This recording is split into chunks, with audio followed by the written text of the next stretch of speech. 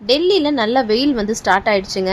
குளிர் இருந்துட்டு இப்போ வந்து வெயில் வந்து ஸ்டார்ட் ஆனதுனால நிறைய பேருக்கு வந்து முடியாமல் போகுது. இன்றைக்கி வந்து பார்த்திங்கன்னா என்னோடய ஹஸ்பண்ட்க்கு கொஞ்சம் முடியல, அதனால் வீட்டில் இருந்து தான் இருந்தாங்க, ரெஸ்ட் எடுத்தாங்க.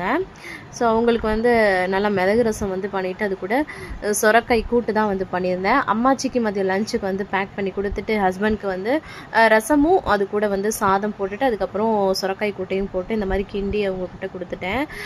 கிளைமேட் சேஞ்ச் ஆனாலே இந்த மாதிரி ஆகும். எல்லாருமே சேஃபாக இருங்க, நிறையா தண்ணி குடிங்க, வெயில் வந்து அதிகமாகிடுச்சு.